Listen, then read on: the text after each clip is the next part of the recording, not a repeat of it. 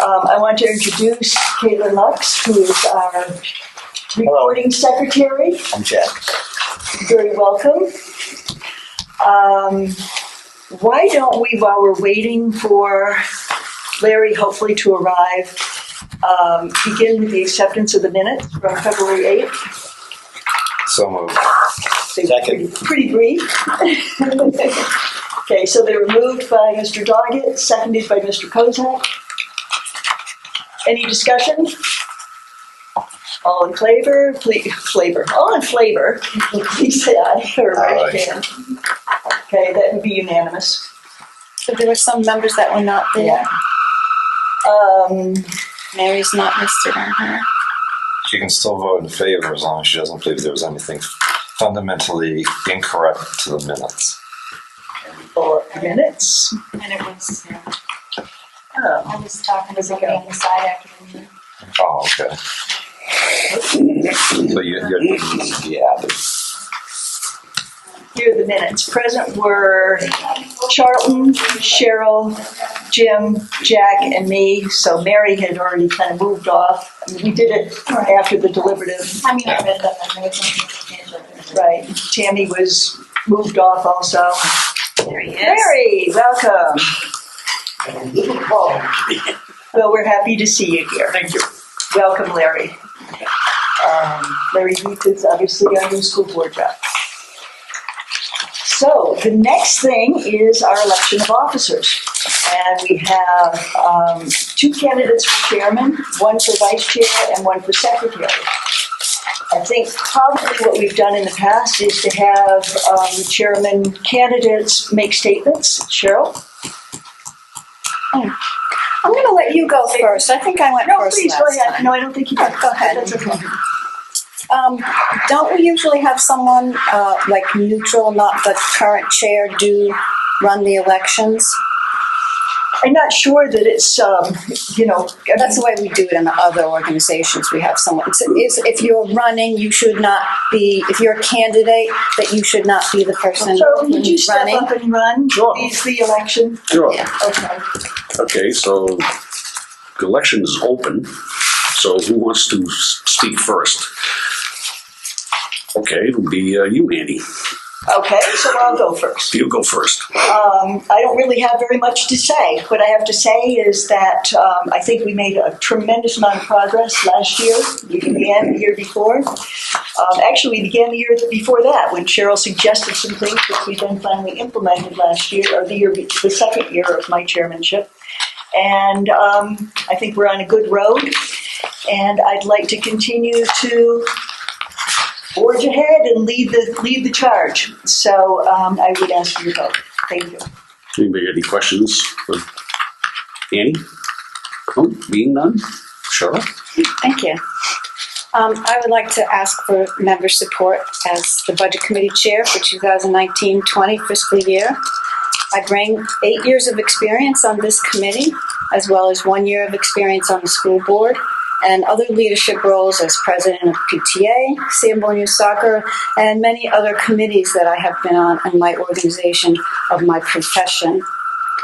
I've always strived on my committees and in my role as chair to listen to all sides of issues and without having an affiliation or allegiance to any one particular group, and try and make independent decisions.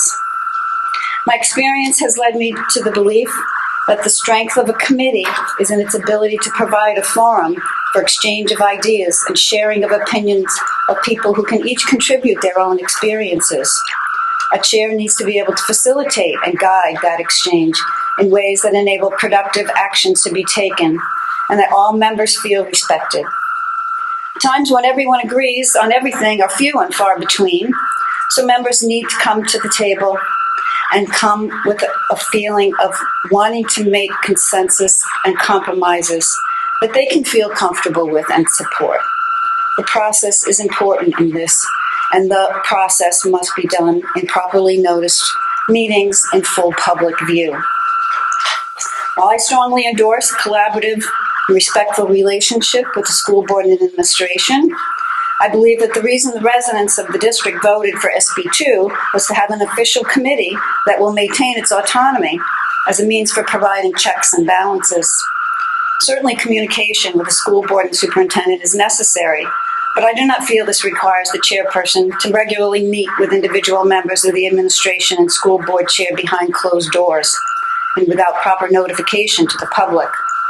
I oppose the use of lengthy emails to declare and propose what committee should do under conditions that members cannot reply or speak to each other without the content, since that would constitute an unlawful meeting if you do that via email. This process disenfranchises committee members from meaningful participation and thus disenfranchises the citizens who voted for them to be their representatives. I also feel that the Budget Committee should maintain its focus on budgetary items. It's our responsibility to hold administration and the school board accountable by demanding data and evidence to support their requests and expenditures. But we should not overstep our bounds by proposing programs. That's not our authority. That's the responsibility of the governing body, the school board, and the expertise of professional administrators and educators. That's by no means to say that we don't have opinions and that we can't express them on this committee or as private citizens. But we don't have the authority to dictate what those programs should be. We should be making decisions based on evidence and data. And those things should align with the success that they have proven and alignment with district's educational goals. It should not be based on what we like or what we don't like as individuals. The evidence must be provided, and we need to ask for that for accountability purposes. I also have some specific ideas that I would like to propose for discussion if I am elected chair. Firstly, I'd like to take a serious look at how we gather and disseminate information. In each of the past 2 years, we've had new computer systems, and not all members have been trained and feel that they can effectively utilize those systems. I think that issue needs to be resolved as soon as possible so that we are all able to have equal access and understanding of the information that will guide our discussions and our decisions. Second, I would like to request that when administrators are in the process of developing their budgets, that they provide a summary in writing, a justification for any expenditures that they're proposing to be increased or decreased by 10% or more. That justification should demonstrate how those expenditures align with the district and department educational or facilities goals. I don't feel that committee members should have to spend hours of time digging through mounds of paper and spreadsheets and small print to try and decipher these on their own. The people who develop those budgets know why they ask for those things, and they can tell us what their justification is. I look forward to working with all the members this year and bringing forth their own ideas to make this a productive and successful committee in us accomplishing our goals and meeting our responsibilities to the district and to the voters. Thank you. Thanks. Any questions? No? Okay, so I guess we're going to vote. Anticipating that, I need some ballots. Probably going to have me do this. So, you can circle who you want. Yeah, I'd like to ask Jack about this. What's going on with the scouts? Gee. I have to burn my uniform. No, but you might have to wear a dress. Well, no, I won't even say that. Jeez. Thank you. Yep. Thanks, Charlton, for your quick carry. Yeah, well, I remember the last year I was ripping up pieces of paper, so I'm now come around collect them.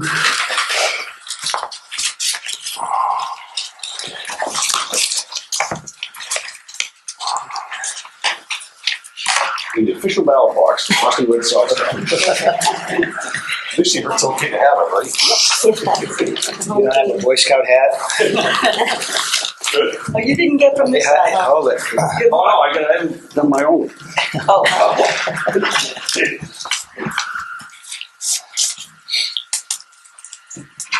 Yeah, my uniform's still hanging in my mouth. I have Mary's in mine here. Okay. Yeah. Let's So you want me to count? Yep. Just tally them up and tell us the tally.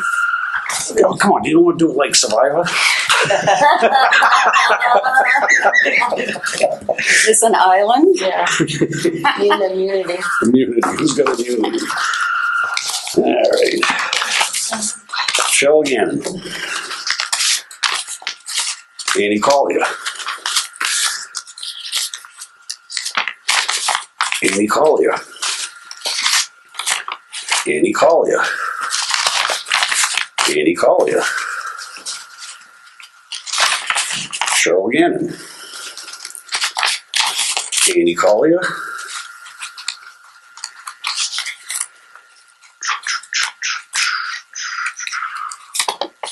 Annie Collier.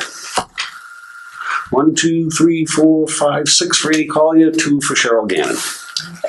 So, Okay, well, let me just say that, Cheryl, I thought what you had to say was really good, and I hope that you will bring those ideas forward to the committee as a whole. I don't think being chair or not being chair prevents you from making those really good contributions. We appreciate that. yeah, I really like that 10% one. I'm on board with that big time already. Thought that was a great idea. Yes. Excuse me. I agree with you though, Cheryl, on the, I had a very difficult time finding numbers and so forth, and it was very difficult. I mean, I love that idea of 10% because it will save us an awful lot of time. Yeah. In why. And why? Yeah. Yep. And writing. I like that. Yes. Good. Yep. I'm with you. That's a good idea. So I want to thank you all, and we will move on now to hear from Larry for the school board report, please. We have to make vice chair and I'm sorry, what? We have to do the vice chair and secretary. Even if it's not, Oh, I'm sorry. even if it's Oh, we have to do the vice chair and secretary. Allow me to handle that election. Yes. We have one nominee for vice chair, that's Charlton Swayze. All in favor, please raise your hands. Aye. Okay, Charlton Swayze is returning as vice chair. We also have Sandra Rogers Osterloh, who has stepped forward to be our secretary. We haven't had a secretary in a number of years, so Sandra is the only candidate for secretary. So all in favor of Sandra, please raise your hands. Aye. Thank you. Okay. I apologize for omitting that. So the school board report, Harry. Just no. Oh no, that's not it, is it? He held up a sheet of paper. Okay, the school board report, I think for tonight, the biggest thing to let everybody know is that we have found, or we have been informed, that our policy manual is in dire need of help. In fact, a lot of it was written back in the early 90s.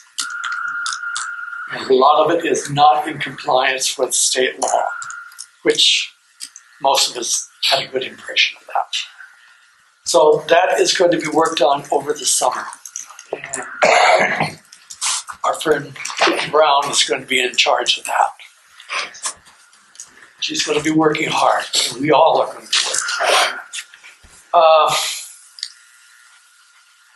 The next thing is that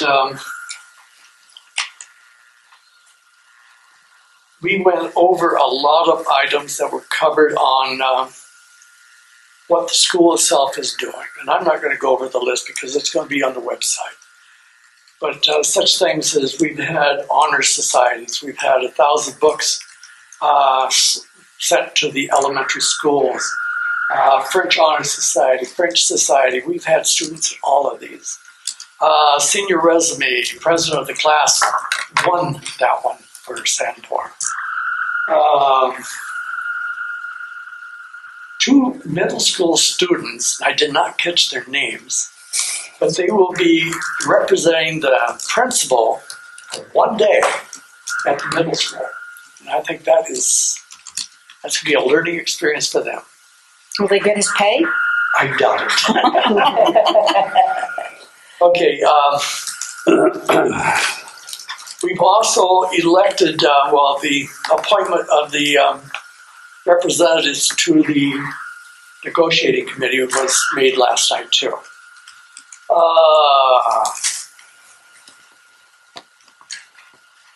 You know who that was? Yes. Jim and myself. Okay. I think the next big thing, and this is going to go right along with what you've been talking about, is that the school board also came up with the idea that we need to, how do I put it, make things more efficient. Instead of everybody going to the superintendent or going to the chairman of the school board, they said, since I'm sitting here with you, you take your stuff right straight to me and I will take it to the people. Matter of fact, I'm supposed to take it to the chairman. I'm sorry, Larry. We exist. That is not going to happen. We exist as two separate bodies. We're checks and balances. You are the representative to the school board here, I'm also not our a chairman. standing member. Don't forget that. I Pardon am me? also a standing member per RSA. Yes, and we are also. That's right. Yeah, and that is not how the organization. Oh, let me just ask: is that how we're going to run? That we're going to report to the school board? No. No, we're an You don't independent report to the committee. school board. What we're trying to do is minimize the amount of time that the people use our administration box. We spent over $80,000 last year. Taxpayers don't like that. We need to come up with some efficient handling. Doing what? Yeah. What do you mean? $80,000 on what? On getting material together for our budget. This was between the school board, this You have committee, this was all done. Is that itemized somewhere so we can see that in the expense? It is hours by the school board. They have it there if you wish it. I will get you some information. Who's they? The school board. Okay. I'd like to see that in writing, itemized. I'm sure. Well, go ahead. Please finish your Okay, report. that is the report that I was told last night just before we left. Was that in non-public? No, this was in public. I don't think so. Jim, do you remember? Yeah, it was in non-public. That was not This is non-public. not a public discussion. We did not, this was not voted on by the school board. There was no agreement. There's no vote. That was just something Pete proposed. That wasn't voted on by the school board. I was told that that's the way it's going to be. This was not a discussion that we had. There's no vote. Okay, I'll retract that until I check with what's going on. Non-public. It doesn't qualify for non-public. It doesn't qualify. It does not qualify. We're an autonomous elected board. School board cannot make a policy that regards us. I'll just let it go. How? That's not the way it's going to happen, Larry. Just so you know, and you can take that back to the school board. The budget Will do. committee will continue to operate as an independent organization, as we have and as we are elected to do, and as we are established under RSAs.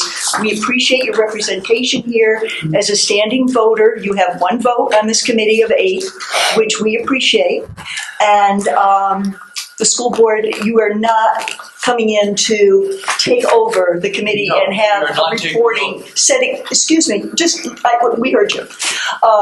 We're not going to start funneling things through the school board to the administration. Superintendent Ambrose has been very, very willing to meet with us, meet with me, and to accept budget committee proposals and requests for information and so forth. Business Administrator Proto will be coming to most of our meetings in person. She wasn't able to make it tonight, but as the business person for the district, and we will deal directly with the administration. Okay, I will take that back, Tom. Okay? This was the information that I was given last night, and I wanted to pass it on. I'd also like to make a, interpretive statement of that I think, We'll try and not kill the messenger. yeah. Okay. They were making me a messenger both ways, so I get I it know. both ways. Yeah, that's all right. I'd like to say that I think that superintendent's policy of being quite open door with people, and that there was an extraordinary amount of needing to gain access and to get information as we had a transition, and as information that had previously not been made available was finally being made available last year. I personally don't anticipate anything like that, and I've communicated that to them. Let me say something, because last year I worked with you on this budget, and I thought that was probably one of the best organized ways of getting a budget that was agreeable with everybody And it was definitely agreeable with the public. And I think that is the bottom line, what we have to do. Not so much what the school board wants, not what the budget committee wants, but what the people who are our bosses tell us what they want. I think we got an approval by the voters that what we did was the correct way of doing it. So that's my personal one. I'm still just the messenger. Yep. Okay. Mary had her hand up. I was gonna say something Yes. similar, just that, thank you. Where this was the business administrator's first year and the superintendent's first year, they came into this blind. So they had to devote an awful lot of time and resources to getting their arms around this, and it was baptism by fire for them. They put in an extraordinary amount of time, more so than we did, in just getting this to a place where we could sit down and break it down. So to echo Annie's sentiment, I don't think we're gonna be reinventing the wheel here. We're gonna look at a dusted off copy of what was pretty lean and mean and look at what the adjustments that are necessary will be. So, In addition, there were some things that because of the questions came up, that they then realized they really had to dig into. right, and we've got that running list of things that they've promised us. And but, there's another but thing, it's not gonna too. be a reinventing of the Yeah. wheel. Another thing too that was brought up to me is that Was this in non-public? Okay. Just, I don't well, want actually, what to. we were talking about the non-public session had closed. Minutes had been sealed on that one, and then we had talked, and that's when I was told. So it's really a So that non-public, was really a non-public, an illegal meeting. non-public statement to me, and that's what they said the policy was going to be, and they said to pass it on. I did my job. Yep, you did. You did. Okay. The Cheryl, other thing that, did you have something else on it? yes, if you don't mind. Yeah. One more thing is that, how do I want to? The administration has found a lot of ways that I'm sure they're going to be talking to us about where they want to change some of the way things are done, hopefully to speed it up and make it more efficient and effective, and hopefully save us some more money. So I just wanted to pass that on, and that's the last thing I got. All right. Okay. Don't Cheryl. shoot me. Thank you, Larry. Cheryl. Well, I guess I need more clarification on that. They found a lot of ways they want to change the way things are That's all I done. was trying. Are you talking about the way the budget is being No, proposed? The way the Okay. whole group is working towards producing the budget. Okay. Okay. Thank you. Go ahead, Jim's mouth's starting to move. I just want to say that's interesting. I'm hoping that was misunderstood or miscommunicated, because the day an employee tells a boss how to run things, then the inmates are running the asylum. And Jim, doesn't it sound like deja vu all over again, where they go into executive session, and then after they do the executive session stuff, they talk about other stuff? No, I think we all, probably most of us have a problem with having an illegal meeting, as it appears that it was. No. However, that is not the purview of the budget committee. Well, this is what they're talking about us. Yeah. no. Speaking of True. which, Madam Chair, Hang on. I gave the wrong impression to you guys. Let me see if I can rephrase that to where you're not so uptight. The comment that was made to me by Peter was, we are going to have a different procedure to get the information to all those that require it. And then he said, we're going to use you as the point person to bring it to us instead of everybody running in and out of the office. I think that's what they were trying to, what he was trying to tell me at that point. Okay, so Larry, just for clarification purposes, he was telling you that at that point. I'm not sure Wait, whether- excuse me, just a second. I just want to ask, how many people were present who were school board members, and was it something where there was a vote? There was no vote. There was no vote, okay. How many people were present? 1, 2, 3, 3, 4, myself. Oh. The entire board, Larry. The entire board? So that's a quorum, and it's a meeting. Well, no. This was during the meeting. Was it during the meeting? It was in between two non-publics. So it was at the meeting. No, whatever. Okay. All right, I'm not I'll gonna make this over easy, it. Madam Chairman. Yes. The town of Newton is hosting a Right to Know workshop. I believe the date is June 25th. Ah, And we are all, as a selectman at the moment, the entire committee is invited to attend, as is the school board. Special interest will be spent discussing when you can and cannot go into non-public. So what's the date on that, Jim? I believe it's the 25th. hopefully, I'll send you an email. I forgot. hopefully they'll also address when a public is called over and a non-public hasn't formally been, is that or isn't that a meeting at that point? You know, Annie, if can there's a you get that Sure. info to us? By email? Can you get the info to us by? Yeah, Yes. I got it this evening before Okay. I came here and went, oh shoot, I didn't write the date down. Yeah, if you know, Jim, you can either send it to me and I'll email it out to you, I'll forward the email. Okay, great. So Thank you. that's what they discussed Yeah, last sure. night at the meeting. Yes. Can I Yeah, remember that. make a suggestion? But I could go to. Larry, this is your first meeting Yes, it is. on our committee. And as many new members, there are lots of things you have to learn.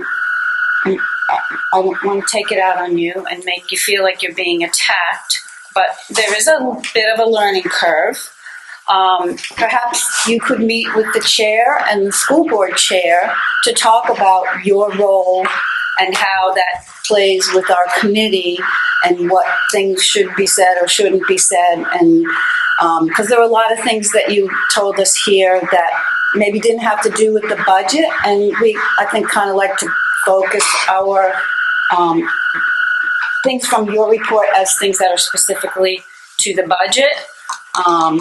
Not so much now, we have lots of time here, but when the time crunch comes and we're looking for reports from the school board rep, we want to know, like, what has the board discussed that's impacting our budget. So, but I think it would be great as a new person for you to meet with the two chairs and talk about your role and what things can't be said according to RSAs or whatever.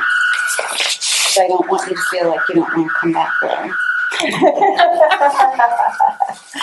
Yeah, it wasn't personal. You're representing what you were told by the school board. We get that. You're making a school board report, and that's your job here. So, thank you. It's time for public comment.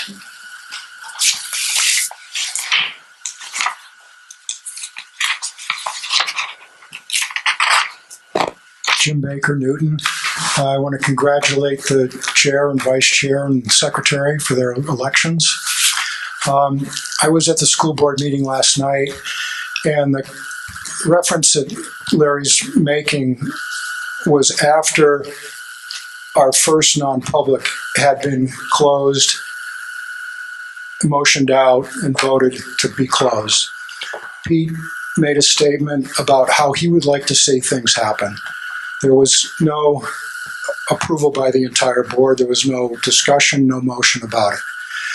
After that was over with, we went back into another non-public to discuss another issue, proceeded with that issue. That issue was finished. Motions were made to close that meeting, and that meeting was closed. So, thank you. Okay. Any other public comment? Hello, Hi, nice to see you. Tammy Mahoney from Kingston. I just want to say welcome to a new year, a new season. Congratulations to all the members, and we look forward to all working collaboratively, I'm sure, and having another successful budget season, another successful year. Thank you. Thank you. Pam, do you have anything that you want to say? Okay.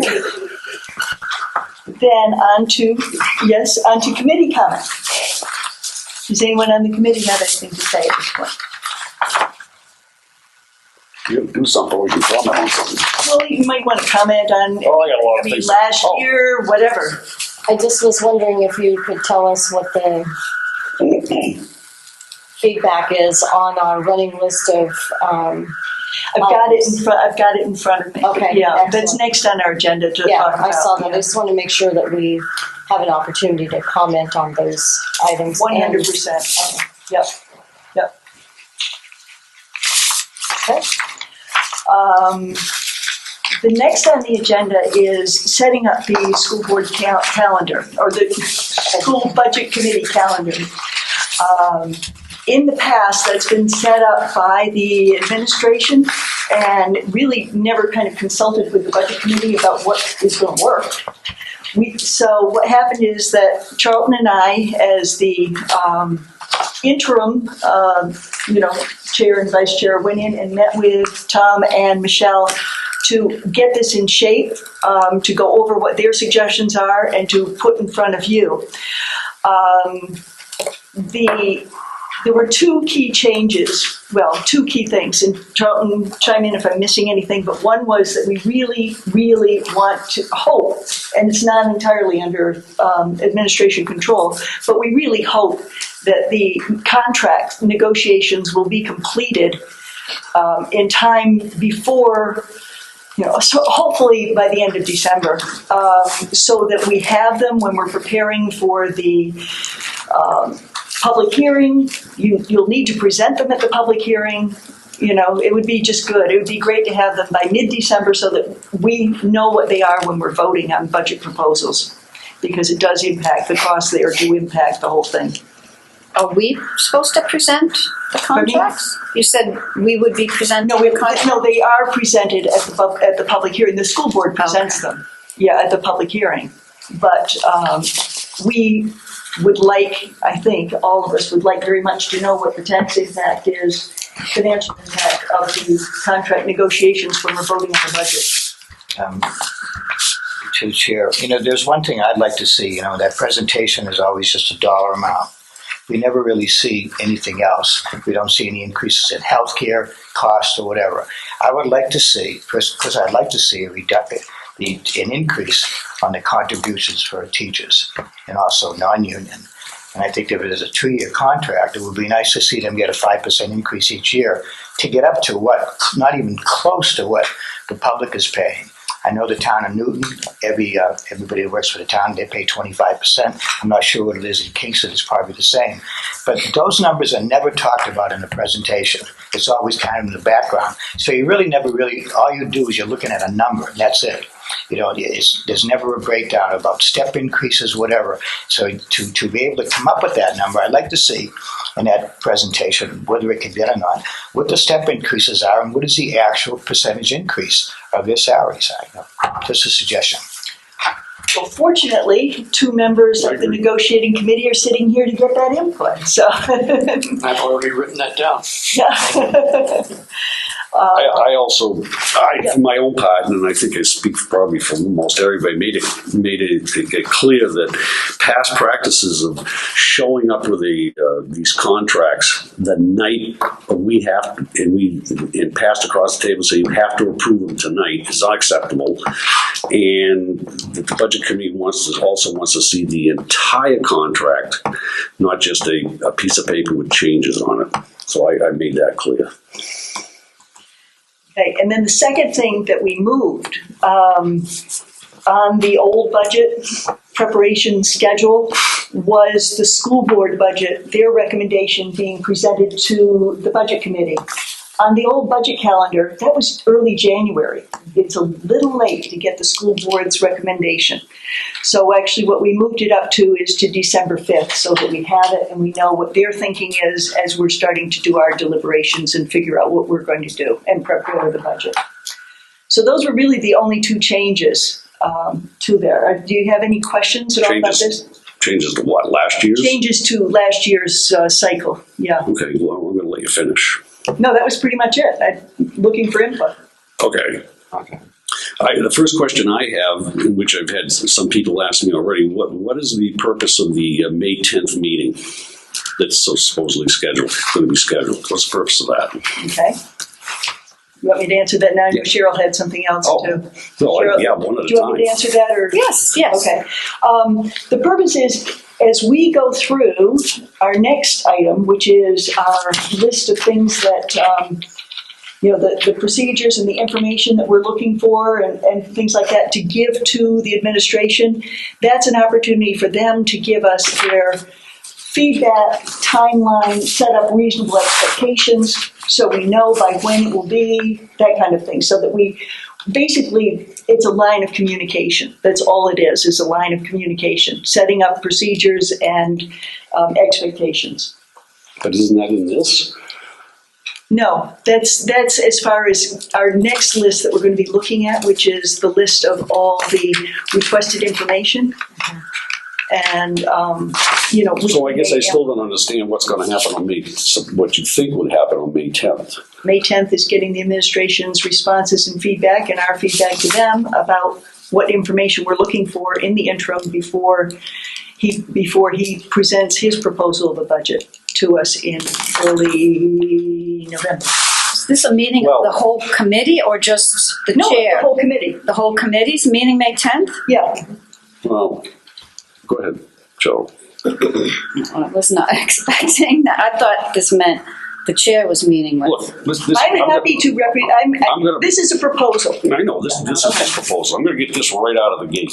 Okay. Mm-hmm. I have researched the statutes regarding the budget committee, the superintendent, and employees, and I can find nothing within the New Hampshire state law that delineates that an employee of the school district, whether it be business administrator or superintendent, is a participating member of the budget committee.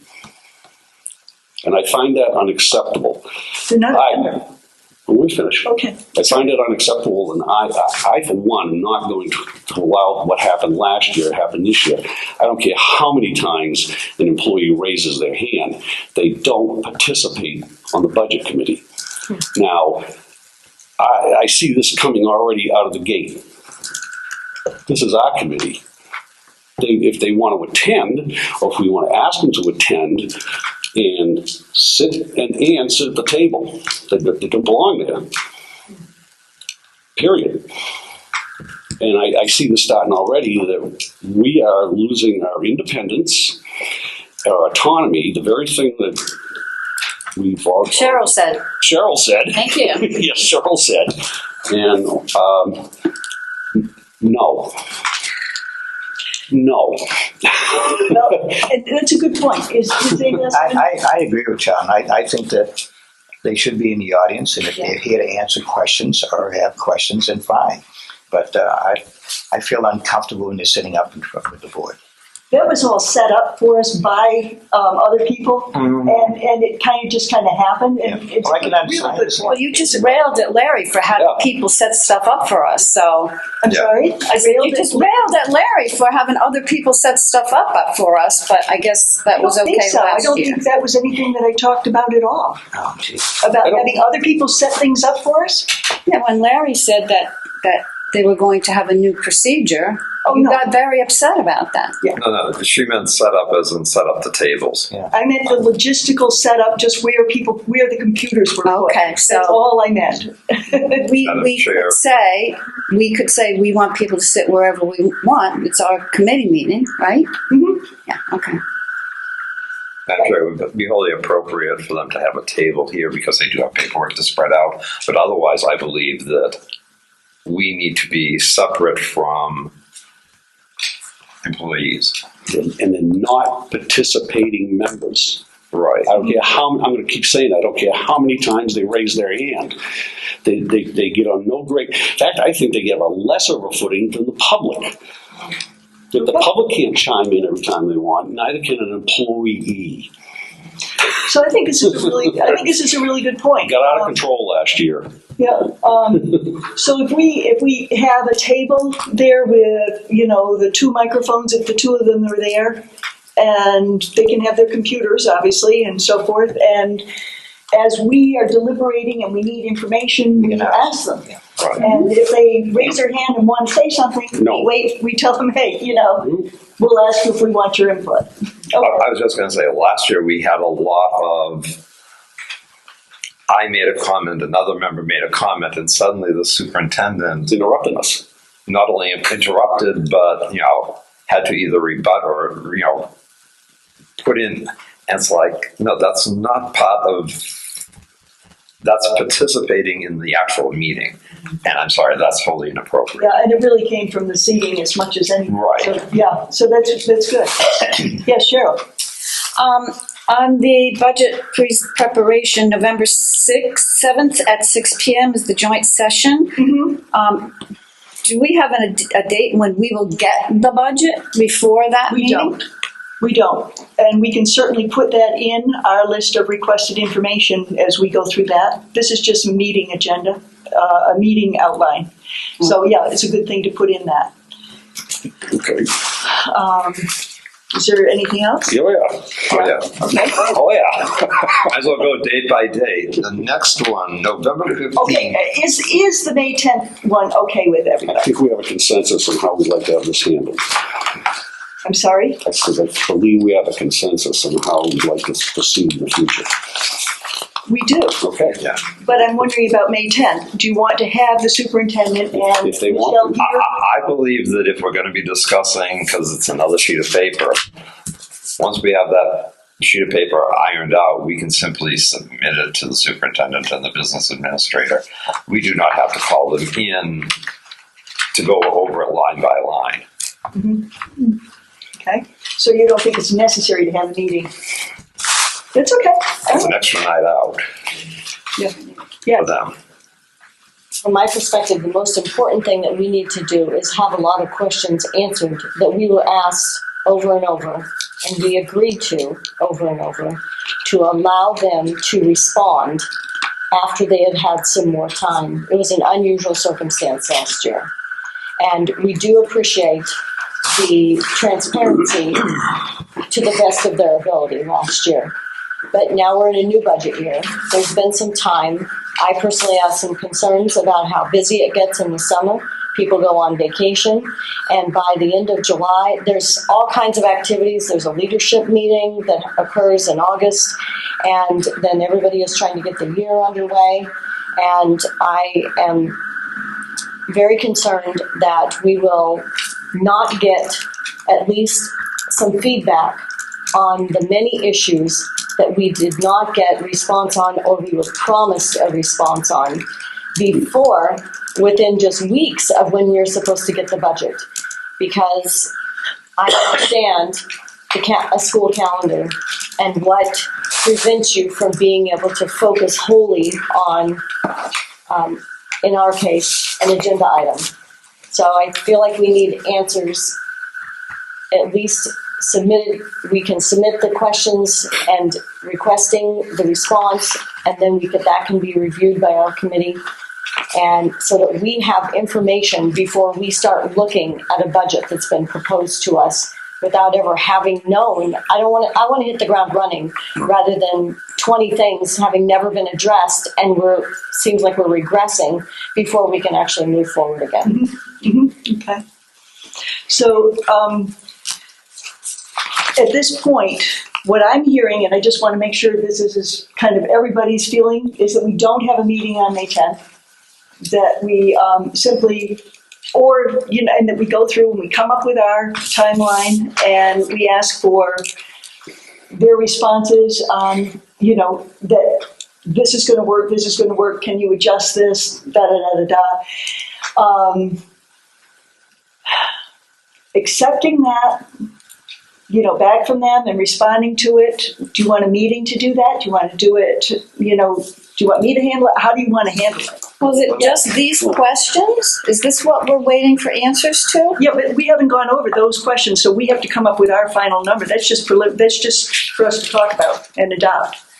We haven't adopted anything, Cheryl. Are these things that were left over from last year that Sandy's Some were left talking over from about? last year. Some came in from members for this year. Are there things, Sandy, that you have that are not on here? I'm just thinking about what we need to do and should we meet. I do, yeah. The stuff is not on here. So maybe One we thing should I'm sorry. give the members more time. If they have more things they want to add to this, maybe the following Thursday. The 17th? Yeah. Jim, you had something to say? Two issues. First of all, a point of order. Would members please remember the ground rules that were forced upon us and properly raise your hand and be recognized before the chair rather than spurting out, because that's twice tonight. I've been recognized to speak, and I have been overridden by my colleague across the way. Second of all, it may be appropriate for us to get this done tonight, give it to administration, and plan on a meeting in late June for them to come in and answer these questions. That gives them 6 weeks to find answers. That way we have the information before we go into the budget season. I'm sure that their responses will generate more questions. But give them, it's now the beginning of May. Do something the end of June. That gives them a 6 week time period. Yes, the year is wrapping up, but there's no such thing as a slow period during the year in the public sector. Okay. Yes, Sandy? I concur with Jim. School will be out. Some of the end of school year things will be addressed and won't be as needing to be of importance, immediacy. And so I think that that's fair, a fair timeline. Having met, we know that there are some things that are already being addressed on this, so we give a chance to kind of pare the list down, but we can do that whenever we meet. That's fine. My goal on doing this was to see when I could get a time with them, with the two of them, and get it set up instead of having it just kind of go until, way late. And the second thing was, and obviously to bring to you guys for approval, this is just a proposal.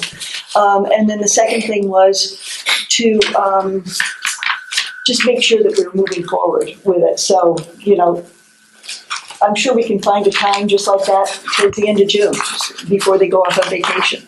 Sandy? I think what you're trying to say, which I agree with, is to be proactive instead of reactive. Yeah. Yeah, which makes a lot of sense. Yeah, I grabbed May 10th because they weren't available May 17th, and May 10th was before they get into the frenetic end of the year stuff. So I was just trying, that's the only reason, that's where May 10th came from. Okay, who's next? Anybody else want to continue going through the budget, the timeline here? Well, I know we're dying to get into our list. As a general thing here, we're talking somewhat in generalities. It's hard to shoehorn every comment into this. Questions. In my opinion, the budget committee, there's a couple things I didn't like what happened. There was a lot of things I didn't like what happened last year. The budget committee can ask any questions they want at any time they want during this process. And I don't feel as though I want to be constrained by a date. If 2 weeks before we vote on the budget, Sandy's got a question, she should be able to ask it. I didn't like what happened last year when the superintendent, somebody on our budget committee said, well, I'm going to paraphrase here, said something about, well, I'd like to ask this question. And he goes, well, that time, that's closed now. You can't ask any questions. Oh, no, wrong. And then at the next meeting, veterans in the seat out there. What's that? and at the next meeting, in fact, I'm pointing here because he was sitting here. He rolls in here with a question. He says, "Oh, I've been asked this question and I have this answer." Well, he shut us down, and then he comes in with a question and answer in that godforsaken wish list. Yeah. That's exactly what happened, and it shouldn't have been. You can't have it both ways, and that was wrong. So I look at all this as a guideline. It's up to the budget committee to decide when we want to ask a question, when we want an answer, and when those questions will go in. And my opinion is anything also that's subject to the right to know law, we have a right to ask it at any time. And I'm also of the opinion that anything the budget committee asks for a question should be answered under the same time frame as a right to know. Because I have a right to ask it as a citizen under a right to know and get an answer within a statutory time frame. The budget committee would have the same right. And I will also say, obviously I've been thinking a lot about this over the winter, that if I don't get an answer to something, I'm not waiting weeks to get jerked around, and I mean this, which has happened last year and years before, to come back 2 weeks later and still not have an answer and go, it just whizzed away, just wasted all this time. Now, I'm going to immediately file a right to know. I'm going to get the answer. I'm going to put the administration on notice. That's not going to continue to happen. And I don't think we should allow it to continue to happen. Anything that's subject to a right to know, we have a right to have it, and we have a right to have it within the statutory time frame of at least the right to know. So this, as far as I'm concerned, this is just, I'm not having an employee tell me, you can't ask any more questions. No. Oh, no. Not happening. So that's my personal feeling. Okay. Jim? Regarding last year's procedure versus what I hope to see this year, I did like the way last year it was divided up when we did the high school budget and the athletic budget. And you tried to get as many of your questions in beforehand, but that's not a chiseled in stone. I liked the process mostly until we got up to the very end and we started negotiating with the school board. That part I will never participate in again. But the way it was done last year, where we reviewed aspects of the budget in parts, tried to, rather than trying to, according to this, we have 8 days to review the entire budget, come up with every question, and submit it. And well, that's my interpretation of the November 15th noon deadline that's listed here. Mm-hmm. But that isn't every possible question forever and ever, but it's the first round of questions that will probably satisfy most of the things. And then there are going to be subsequent ones after those get answered. There always are. There are follow-up questions. Yes, Cheryl. First of all, I want to apologize to Jim. I'm sorry. I did not mean to. I was looking at Annie and did not see you there, so I'm sorry that I overtook your hand being raised. What I would like, I was kind of disappointed last year that the superintendent gave all the answers to our questions. I thought when we were doing high school, we would have the high school administrator answering questions and the middle school. So each department head would be there answering questions, because there were a lot of questions that the superintendent didn't know the answer to and then had to go back and then come back. And that's where things start getting very confused, and maybe that wasn't the question that we asked. So my personal opinion is having the person who developed the budget there to answer questions is more helpful to me. Let me just clarify. They were here. They didn't do the presentation. They didn't do the presentation. They didn't. And I'd just like to clarify that the obligation of the administration. I mean, they're obligated under the RSA to give us any and all information that we ask for in a timely manner. They are not obligated to meet with us. They are not obligated to, come in here and have the various members of their departments here to help with answers. They're not obligated. So I think we do need to give a little credit there that they're coming and they're trying to be transparent and to give us the information we're looking for in an open-handed way. Well, I guess if they were here, why couldn't they present, is what I'm saying. They were here anyway. Because that's not the way they chose to, and they are under no obligation. So then we'll let them decide how they want to do it. Okay, we can make that request. That's why I just said it was my personal opinion. I didn't expect to get attacked.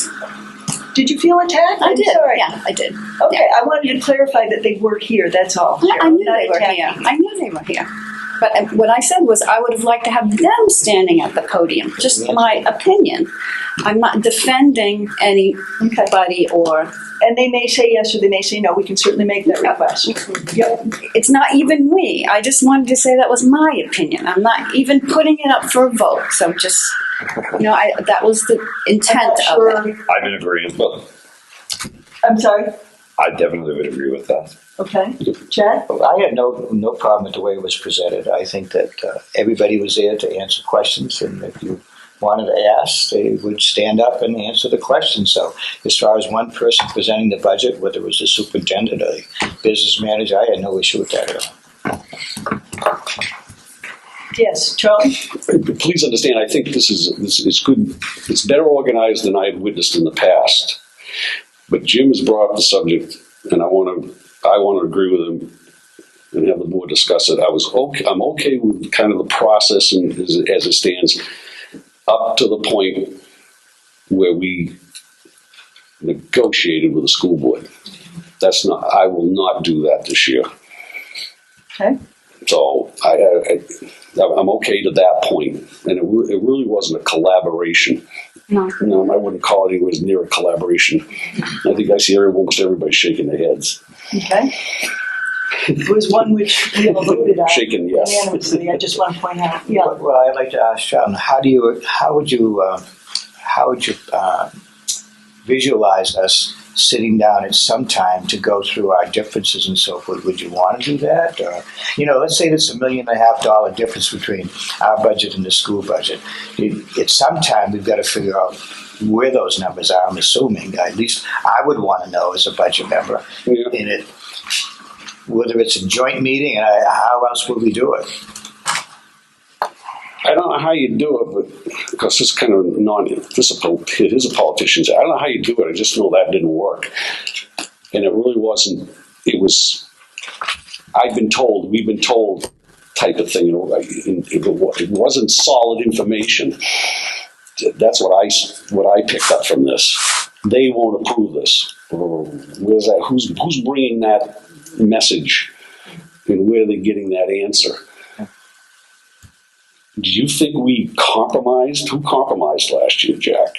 Yeah. Oh, I don't mean that sarcastic. Well, no, I know exactly. Yeah. I'm trying to think of how else are we going to. Maybe we need to ask more or better questions. I'm not sure. I don't either. We've got two budgets here, and I think from at least I've been in town for 30-something years, and I've never seen a budget come out with a budget committee and the school committee that agreed upon a number. So whether the residents of both towns said, gee, they finally working together, was that a good thing? I'm not sure. I don't know how that balance is going to work, and I'm open to any suggestion and anything. Yeah, it's difficult. Yep. Yeah. Jim? What I had a problem with last year was we came up with a number, we sent it to the school board. They came back and said, well, we really like to add this, and this. We added half of it. We had to come back the following week and add the other half of what the school board wanted because, it was almost like a hostage situation where, okay, if you don't put this back in the budget, we won't support it. Quite honestly, I look at the school board and say, okay, if the school board wanted, it was $185,000, I believe. Actually, no, it was, I've got the numbers there. It was a substantial amount. I'm willing to look at it and go, okay, we're going to put this number forward for the public hearing. The school board wants to add $200,000 to it. Let the school board stand up and do that. And then we will react to that. Last year, it was like bad negotiations. It was, we found some things that we, a way of paying for certain things, so those disappeared. But there was a big chunk that went back in that wasn't in the number that we sent them. That was actually uniformly accepted by this committee.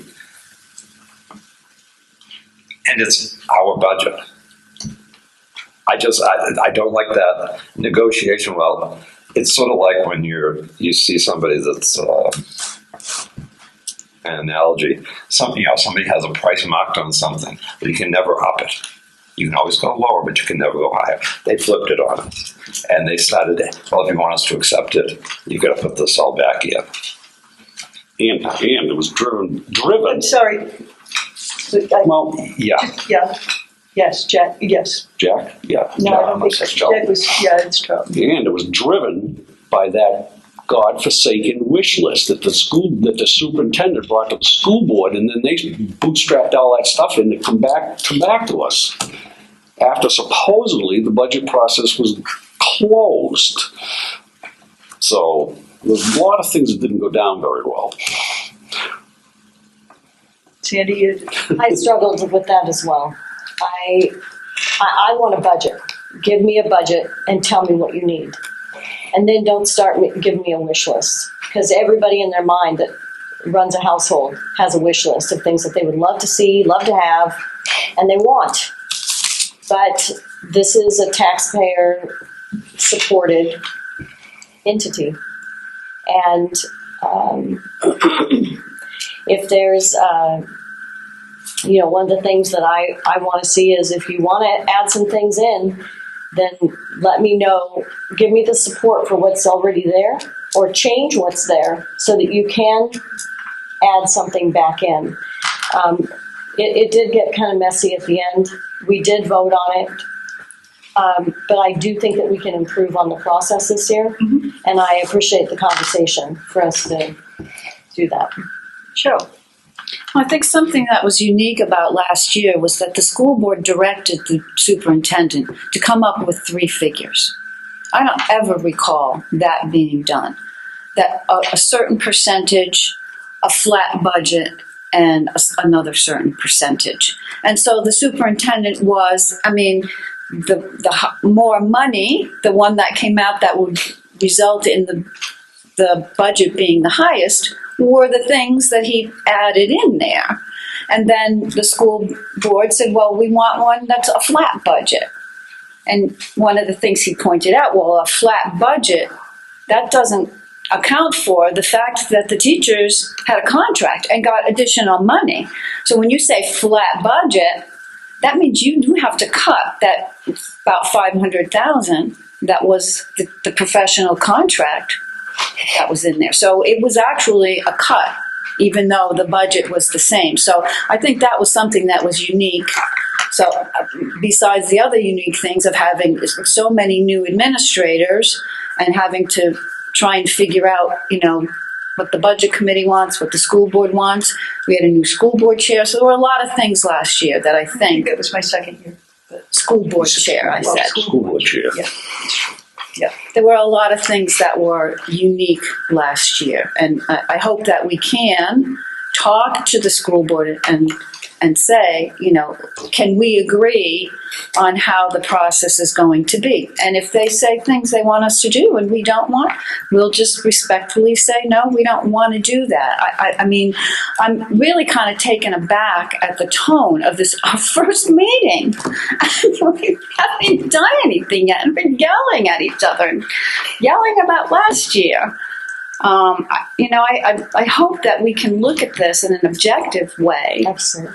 And if they don't give us what we need, we just say, I'm sorry that didn't answer the question, and be clear about what it is what we want. I think we can collaborate, but be respectful. And say this is our responsibility. We need accounting for what you're asking for. Okay, so I'm hearing some, concern, I think we all are, about process and about how we could hone it. At the same time, I'm hearing something that it'd be nice if we don't end up just kind of having lacking horns. And I don't hear any solutions being offered. So I was just wondering what kind of solutions instead of what we did last year would you like to see? How would you like to see us find out about any possible differences between the budgets and what, and where it's coming from, what's driving it, or don't we care? Yes. Last year, everything went along very nicely, very copacetically. Even through the first time that the school board came back and said, we'd like these things and we believe they need to be added to the budget. And the budget committee, I mean, we spent 3.5 hours that night arguing, debating over $10,000 worth of subscription money. We spent a lot of time hashing that out. We came up to a number that was about half of what the school board was requesting. I walked away from that meeting feeling, compromise, consensus, all sorts of things. Next Wednesday night, we were basically slapped in the face and told, no, it was all or nothing. Well, Yep, it was about half again, more or nothing. That was the aspect, it's one thing, we prepare a budget, and remember, we prepare a budget, not the school board. We send it to the school board. If the school board comes back and says, well, we went through this, we found a deficiency, we really need that $10,000 worth of online subscriptions, and here's why, then we can go, okay, you've made your case. We will take that into consideration when we prepare the final number. Mm-hmm. Not I want that money back in the budget, or we are not going to support it, and we will work to defeat it, and we will work towards a default budget, which I heard from some people on the school board last year. Mm-hmm. And it's like, no, I'm not, I don't deal with terrorists. Well, no, I'm trying to remember Golda Meir's comment and in Tebby, they do not deal with terrorists. I don't need somebody trying to hold the budget hostage to try to get something put back in. Okay, so can I just give feedback on what I'm hearing and see if this works for everybody? What I'm hearing is that we come up with a budget and we present it to the school board, and they come back with whatever feedback they have. If they are asking for more, we then debate it and decide, and then we tell them this is our final number. And if they're not happy with it, the negotiations are over. That's it. We made our number. We did our work. That's it. Is that what I'm hearing? Well, basically, taking that last. That's a clear interpretation. I think we have to be more careful as we get to that last step. Mm-hmm. In what way? How it's handled from our perspective. And we give it more thought. I'm sorry, I don't really understand what you're saying. Well, I don't think today you say this is it, take it or leave it type of thing. Believe me, I negotiated stuff for 30 years. You kind of have to play it by ear. And I think what I'm saying and what some of the other people are saying, didn't like the way it went down last year and the way it was handled and some of the political pressure that was put on. And there's going to be pushback this year if I'm going to use a phrase that Tammy Gluck loves, that they used. Okay. Let's not get into names. No, she just, it does something to do with Tammy. She doesn't like that when you say they, for those people, but they used. Cheryl. Nothing personal, Tammy. Well, I'm looking at the calendar here, mm-hmm. and it says Wednesday, December 5th, school board budget proposal submitted to budget committee. December 6th, budget committee budget preparation. Right. So are we saying we want to flip that around? No.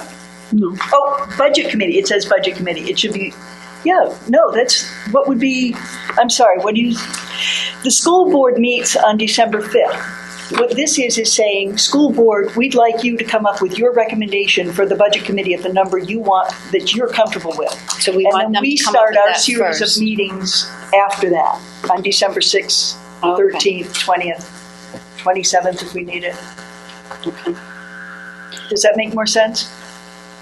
No, I thought I was hearing people say that we didn't want them to submit the budget before we did ours. No. Okay. Oh no, that's under the RSAs they're supposed to. Yeah. Yes, but that's not always been followed.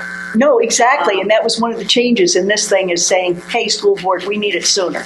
I think there have been years in the past, maybe other people can correct me if I'm wrong, where the school board and the budget committee don't agree, and it's just kind of left like that. It's not been, we have to agree. It's, if they don't agree, then they don't agree. But they don't present that to the public. Cheryl, you served with me for 3 years. We never had unanimous Right. decisions. Yeah. So that's why I was kind of surprised. I don't believe in compromising simply so you have a unanimous vote. Yeah. One of the ways that we might work around that is that I noticed whenever there's a proposed joint meeting, it's on a Wednesday. So that the budget committee meets on a Wednesday with the school board, and then we have to meet the following night to do our work. We covered that. Quite frankly, We covered that because excuse me, Mr. Swayze. Is this a budget committee meeting or is this a school board meeting? And I was assured it was a budget committee meeting just for that reason. Okay, that's on the 15th, is at the school board, and that's when, November 15th we're talking about. November 15th is a Wednesday school board meeting. Right. They host that meeting, that's when the superintendent proposes what he'd like to see. Right, and the following one is the 29th. That's also a Wednesday. No, it isn't. The 29th is a Thursday. Well, the 15th is actually a If the Thursday 15th is also. a Wednesday, then the 29th is a Wednesday. Yeah, no, 15th is a Thursday. Are you sure Oh, okay. about that? I'm looking at Because November the right 7th here. The 7th. Right, Sam? I don't have a calendar.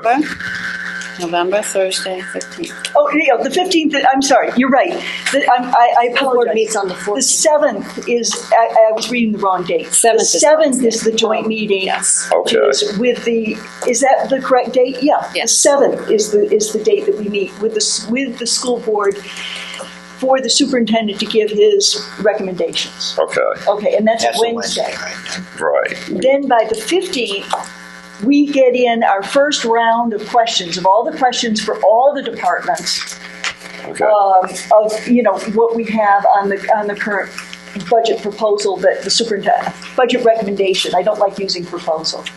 And then the 29th is a Thursday. Should be. Okay. And the reason it's the 29th instead of the 22nd is that we have Thanksgiving in there. So the 29th is a Thursday, and that we would host that meeting to get answers to any questions that came in from the school board and from the budget committee. Then the following Wednesday, the 5th, the school board has their regular meeting, and we're asking that they develop their proposal of the budget to send to us.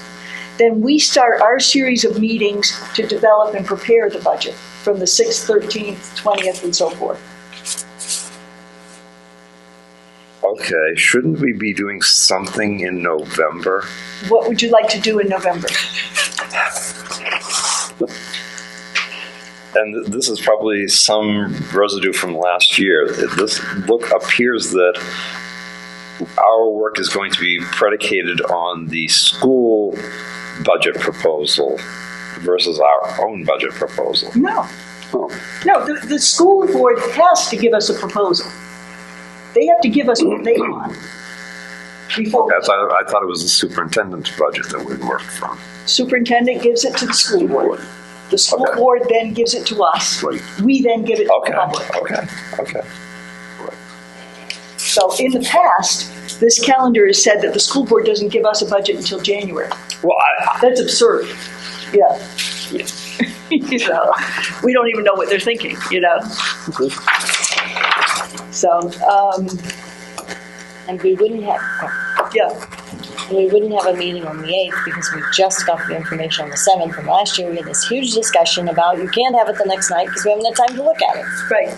So it gives us a week to look at it, a week and a day to look at it, to get it in so that we can submit it to them so that they can do it. And the reason they've got all the way from the 15th to the 29th is that there's Thanksgiving in between there. So, it's a lot of non-working days. Is that making sense? Does it work for everybody or not? I see you shaking your head, Cheryl. I wish we could change the whole thing. I wish we didn't vote in March. There's some districts that vote like in May, and it's right around holiday time. It is such a Yeah, it's tough. That would be good. Maybe we could put forward a proposal.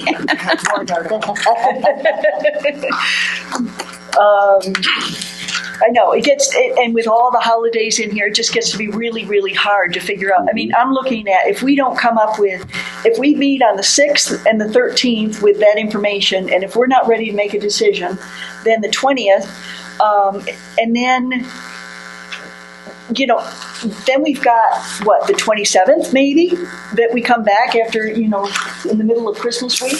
Well, we wouldn't be able to meet in the school because the school's closed. Right. So then we meet at Newton Town Hall again or something. And, And that was one of the reasons that I was trying to figure out some way of backing it up further still for us to stop our work rather than.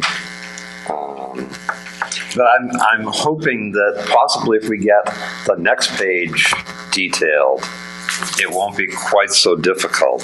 yeah, I'm hoping that we'll be able to be doing the looking forward stuff because we will understand what's going on right now, by the time we get to the budget. And I'm asterisking both December 5th and December 19th. Because I don't understand why there would be a joint session. There's no joint session on December 5th. No, on the 19th. That's If we come up only with a budget, possible. yeah, Just a possible. it's a possible. We just trying to. We're just putting that on the calendar. Oh, okay. Possible. Okay. It's not a scheduled meeting. It says possible. Okay. And that would be if we have a real, difference or trying to iron out or get thinking clarified on where the different parties are coming from. Just look at this as trying to reserve dates instead of trying to negotiate at the last minute. Yeah. Yeah. And that's their regular meeting. Yes, Cheryl.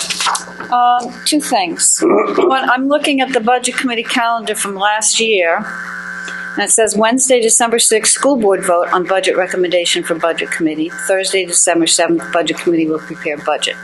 So last year's was pretty much the same as this, as far as the order of when the school board We gives the modified budget that. to us. Actually, I think we modified that last year. Okay. Before that, The other thing I would like to see, which we never did get last year, was the revenues. was what? Revenues. Okay. And the default budget. That was, I don't think we had any opportunity whatsoever to discuss the default budget. And That needs to be way earlier. that's something the school board it has to do, and we can request that. Yeah. That's really. So, when are you thinking that we could put in the default budget in this? Well, I do know there's a lot of things where they say we don't have this information yet.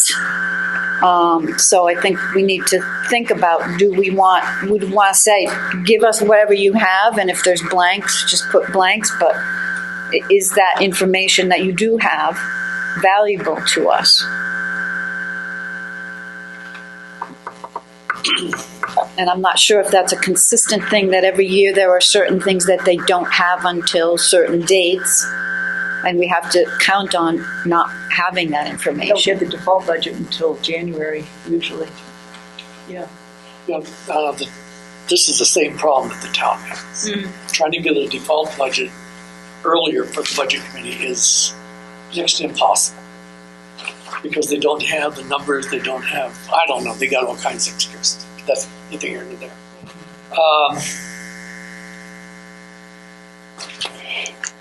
I think we should probably think seriously about moving the default budget back to January, because the town doesn't even get it until then. Default budget isn't even on here. Yeah. Yeah. And that needs to be put on there. Because you need that if you're going to, present a full picture. So, are you suggesting like January 3rd? Mary, you had your hand up. Second. Okay. Are you suggesting January 3rd? I'm suggesting somewhere around there, because you need At the same it. time, We you're need asking it. for the contracts. Yeah, January 2nd? Okay. January 2nd. I'm just, No. What? Yeah. it's one of those things that And I you agree with can't Cheryl. do a Give us, job if you don't give us have what that. you got. And the other thing is revenue. I do agree with you. Revenue is something, if you can't do a budget if you don't know what the revenue is going to do. Whether it's coming in, going out, or what. And I don't know how you're going to get the revenue sooner because that's the first thing they say. Well, we won't have the books closed until. And that's a standard answer for the town, for I don't care who you are. I even got that in business. I don't know how we're going to get around that. Well, yes. They do have, just like they have interim expenses that they will give you periodically, they should have interim reports of revenue when you could estimate the final whatever period is outstanding. So you can have actuals maybe for the first 3 quarters and then use an estimate based on historical data or whatever, just to pencil something in. Yeah. Well, that's essentially what the town does. They give you the first 3 quarters, then they'll sit there and give you the estimate at the end. They'll bring you up to whatever figure they've got, and then next one doesn't wait until later. Folks in the audience, we may not have computers up on the screen. If we get a default budget and it's not complete, what good is it? I mean, we're going to present this to the taxpayers and say, gee, if you don't vote for this budget, but this isn't quite correct. You know, it was $2 million. It's $2 million less than our budget. Guess who everybody's going to vote for? You know, without really, I don't know the purpose of the default budget. I don't know what good it does. Yeah. Jim. As long as I've been on this committee and for many of the years I was on the school board, the one thing on the default budget that every BA has always told us is, well, we've got all the paperwork done, we're just waiting for the insurance, and it's the insurance number that we don't get until the beginning of January. That's true. They can give us a sheet that says, this is where we anticipate the default budget. And believe it or not, by that point, the insurance company has told us expect an increase between 12 and 15%, or 7 and 9%. And these are the parameters on the insurance that we could be looking at. So, okay, it's in this ballpark versus, oh, we can't tell you anything because we're waiting for a number. I mean, how many times have we heard that over the years that, we can't do anything until we get the insurance number? And last year they didn't even have it by the time we were putting. I was just going to say, and then what happens is they don't do anything until the insurance number comes in, and then, well, now we have to stop repairing it. No, they should be working this all along. Except. And be able to say, okay, these are the parameters the insurance company gave us, so this is your high for the default and this is your low. Okay. But yeah, I just wanted to clarify for Jack. I wasn't meaning to get the default budget to present it. I meant for us to be able to see it. And I think that they would say, what are the one-time expenses that are not going to be included? That would note those. So, those are the things. Those have been points of contention in the past. Where are those one-time expenses? We want to know that they've been taken out. So that would be information that we could get with that. Okay, so at this point, what we're interested in, the revenues, I know that was something Michelle was really, really struggling to get her arms around last year, and presumably we'll have a lot better handle on this year, but last year, being all startup, so it was very difficult for her to come up with a lot of that until it got very close. And I remember her telling me how she had a deadline to give the possible tuition for Fremont, and she was just like, I just don't have all this information. I can't find where it was hidden. I can't find this. It was all in somebody's head. It was, it was very tough for her last year. Presumably this year she will have a lot better handle on all that kind of stuff. And I think let's put the revenues and let's put the default budget. If you don't have the insurance, give it to us without the insurance. Just tell us that's not there. That's fine. Does that what everybody's saying? Yes. Yeah. May I just ask for clarification on the insurance? Is it insurance premium? Are we self-funded? Is it based on loss experience? It's the insurance. Renewal? It's the insurance premium. 1 year it actually went down, and the default, but they that holiday. But anyway, what it is they have all the information. The only thing they don't have is the possible increase to the insurance, the health insurance premium. The company submits to us usually by October saying we're in the third quarter of our cycle. This is where we're expecting premiums to go at the end of the year. But that's not usually until like January 12th or 15th. So, but they always give us a parameter. They've never come in and said, well, it's going to be between 14 and 17%, and it came in at 36. So it's just health insurance. It's not just health property insurance. Casualty, it's No, not liability. that is, they have all hard numbers for that. And it's simply the amount of that increase. So they should be able to calculate, okay, they're saying there's going to be a 14 to 17% increase. The default budget is going to be this if it comes in at 14. The default budget is going to be this if it comes at 17. So at least we have a very narrow window of parameter, because that's one of those things. Doesn't matter if it does come in at 22%, we still have to pay it. That's a given. But in the meantime, we can look at the reduction of fixed one-time expenses and all of that aspect.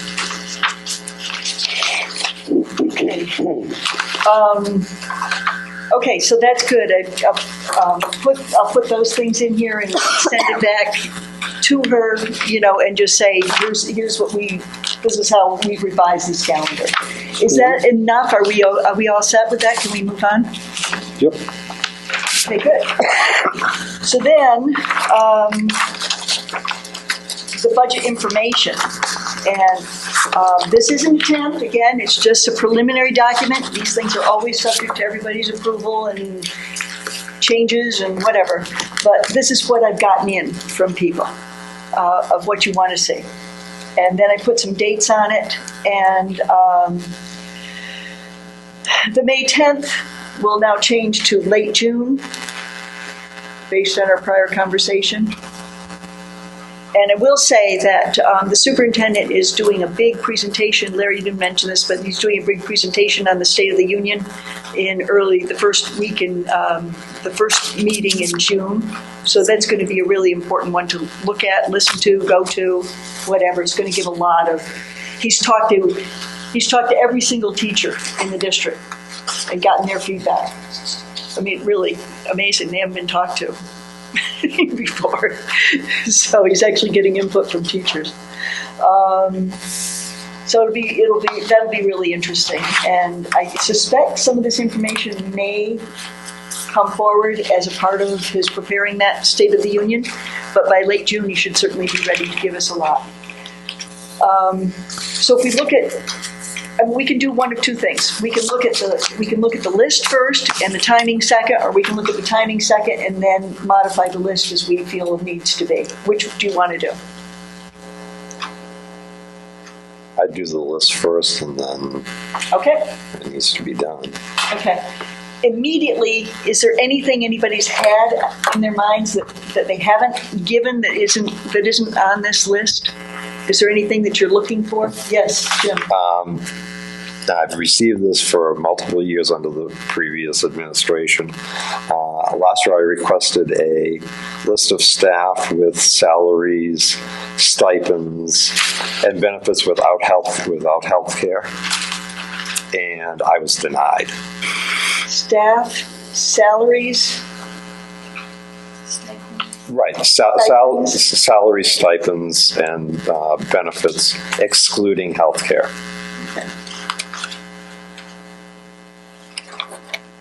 Okay. And I assume that you want to know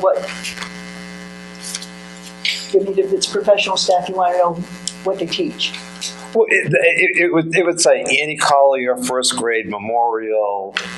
Okay. 287,000. Just want to make sure if you set up the grid, I've got everything in there that you want.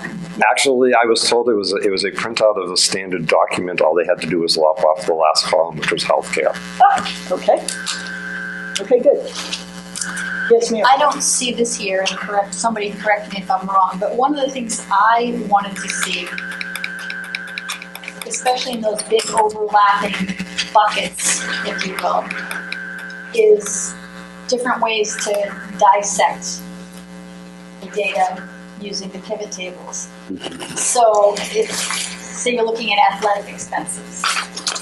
You can look at what it costs for transportation, but it doesn't break it down by team or by school. You know what I'm saying? Mm-hmm. So I'd like to see it as a cost center to say transportation, and then further denote which cost center. You know, the umbrella is transportation, but I'd like to know how much of it is the middle school, how much of it is the high school, and if they have the capacity to break it down further by, you know, I don't think I would ever need to know it by sport.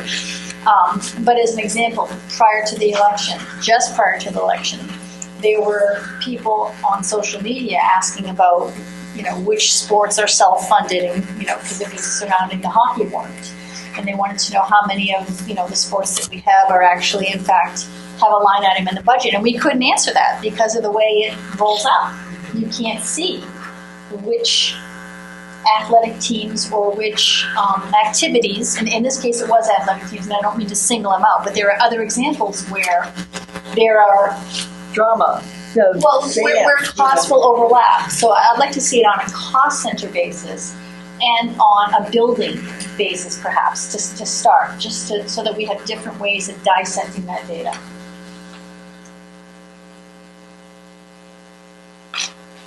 Madam Chair, some of that was broken out in the paper documentation.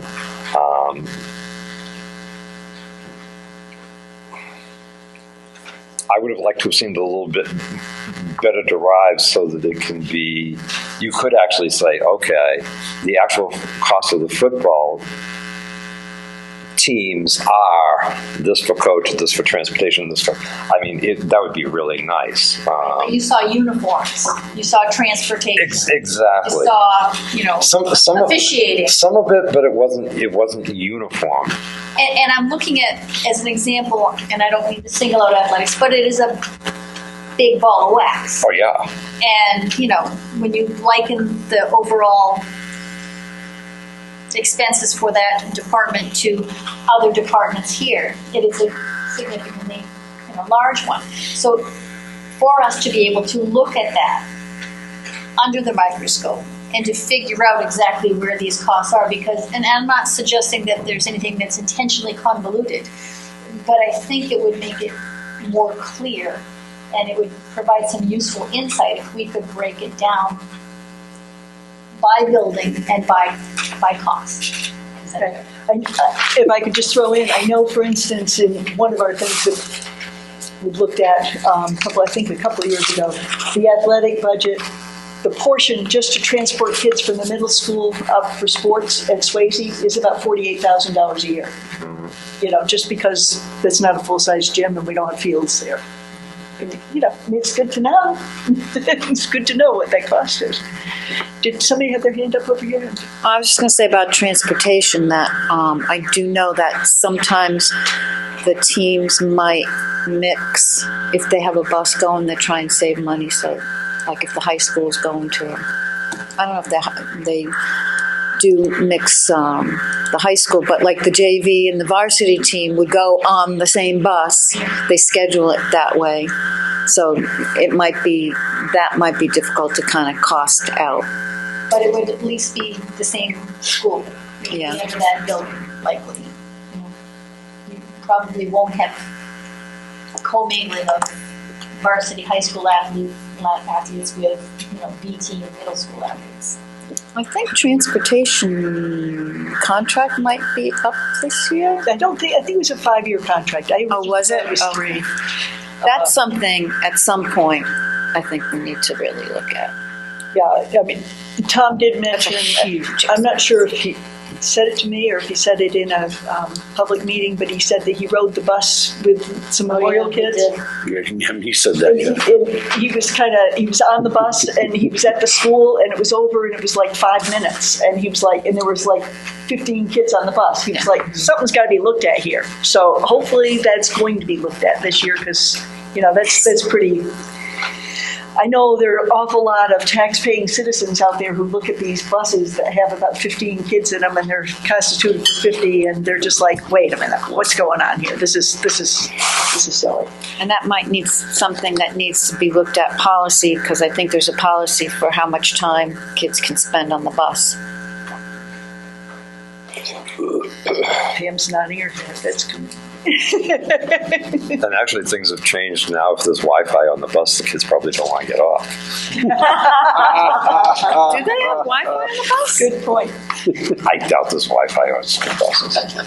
I remember seeing that about rural places. So kids would be on the bus for an hour, and they'd do their homework on the bus because they had Wi-Fi in. Sandy? Do you know when the NSX study results will be in? Yeah, they're supposed to be in later in the summer. I think sometime around the 1st of June or thereabouts, within that 2-week period. Now they're coming in then to do the interviews, and then They're coming in already. Well, but the study. I don't know. Tom told. What did he tell us the other day? It was sometime during the summer. Yeah, sometime. It's not going to be the 1st of June. Oh, I thought it's. Because I asked him if we could have it by then. That's what they were looking I at. said, can we get that study by June 30th? He said, I don't think so. So, Charlton, were you going to say something? No, just stretching. Okay. Has he given? Yes. Oh, before we get down into June, I still had one under the May 10th. Yeah. And that's under travel expenses. Yeah. Details on what is spent, benefits to student. Also want to know who gets what. Yep. And it's not just travel expenses for administrator. I mean, we spend $54,000 a year on travel in the school district. The administrators get about half of that. But that's something that on the sheet that I requested with the salaries and stipends, it listed who got what for travel. Okay, so that's one of the benefits you want to see. Yeah. Yeah. Okay. Okay. Good. And, excuse me. Yeah. And I looked at that, I think, last year or something. There's some administrators who get a stipend, I don't know, what it's 5,000 a year or whatever. 3,000, whatever that number was. And I worked those numbers through, and at 50 cents, I took 53 cents a mile is what the reimbursement rate is for the town of Newton. The federal statute. Yeah, federal statute, whether we give people back. And I don't know how they could trust we drive those miles in a year. I just was absolutely, it was like, gee, this is nice, it's a car payment. That's the way I looked at it. But, that's how I was interpreting it. It was pretty nice. And does it include, going to conferences or whatever? I mean, who knows? Run it as, they put in extra vouchers. Run it as a business. You go to someplace, come back, you write in a sheet, you did X amount of miles to attend such and such a meeting, and somebody gives you a check at the end of the month, reimburse you for those travel expenses. That's what I always thought it should be. How do you control those things? I don't know. Cheryl? Yeah, I'm sorry. I do specifically recall Michelle telling us that that category for travel also included, like if they were going to a conference, the hotel expense, the reimbursement for meals, that it hadn't been broken down. And I think that she said that they were going to try this year to break it down, because it got lumped into one category, and we were assuming that it was all travel, but it wasn't. So I think she's going to work on that. Well, I do, based on the meeting that we had, I do know that they are working on that. And it's not complete yet, but they definitely are working on that. And working on some things for, what's fair, what's included, what isn't, that kind of stuff. So, I know, were you going to say something? I know a lot of this supposedly is contractual, and I understand that. But it is something the Budget Committee should have probably a discussion about and take a look at, and also the non-contractual stuff. I think it's an issue that needs to be addressed. We can always I know we can't control the contract, but we could always make a recommendation and make the public aware that people are being paid $3,000 in travel expenses when all they do is walk upstairs. I think that's within our parameters to do that, and I think we should. And I agree with Jack. I mean, I don't know why they don't have the system where you go somewhere and you put a voucher in. That's what happens at my wife's work, and her engineers are all over the world, and they still put vouchers in and get reimbursed. Somebody looks at it. I mean, yes, it's pretty rare it gets turned down, but somebody's looking at it.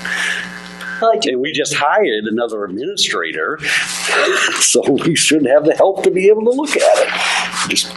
Well, we did. Didn't we just support? Yeah, and we just. How much was it last year? $80,000 we spent on Oh, the administrative assistant? administrative assistant. No, it was what, 30,000. Oh, okay.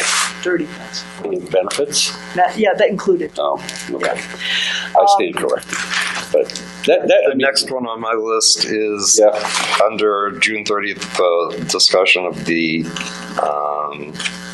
information on the fiscal year. We need to know if there's any end of the year spend down of the budget. Okay.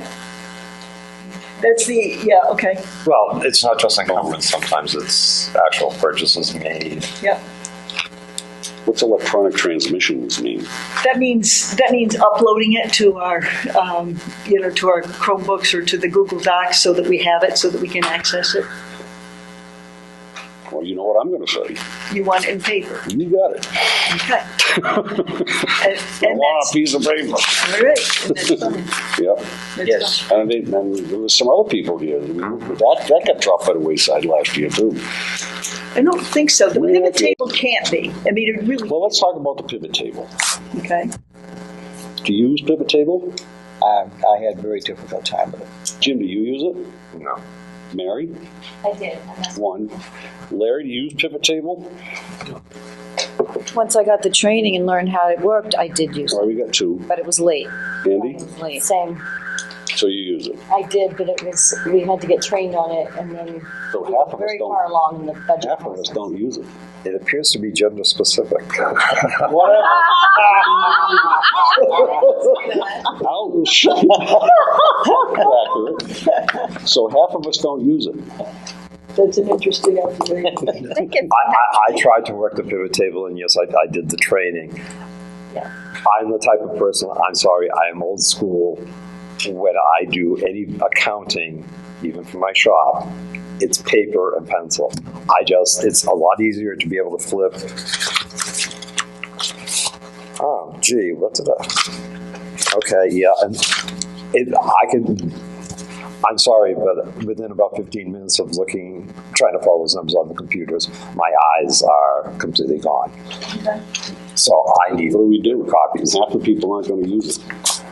Well, then we need to figure out a way to get information. I mean, I don't think the pivot table has to be thrown out because some of us found it of value. I found it of value. I think, once you I guys, appreciate it up on the wall too when we were discussing. right, it was a good way to kind of dig into things, but we need to figure out a way to also get it in paper format.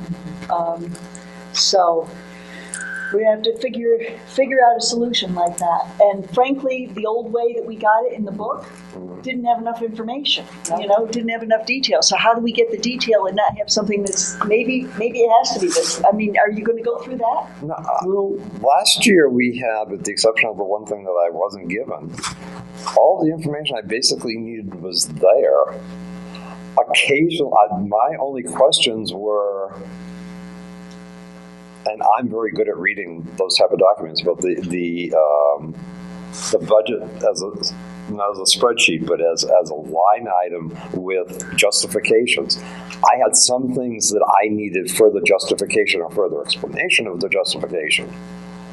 But all the numbers that I was looking for were there or I could easily be directed to. Mm-hmm. Whereas on the pivot table, I noticed things like Mary had mentioned where all of the athletic transportation is lumped together. And you weren't be able to disaggregate it. You could sort it by school, but yeah, in the book, when she was saying about that, I'm going, I seem to recall there were certain things in there that under the transportation for the high school athletics, it listed different sports. Could I cite them off by? No. But if I go home right at the moment and pull out the book from last year, I can flip, because I know it's towards the back, and probably give you those numbers that you can't put in a pivot table. Mm-hmm.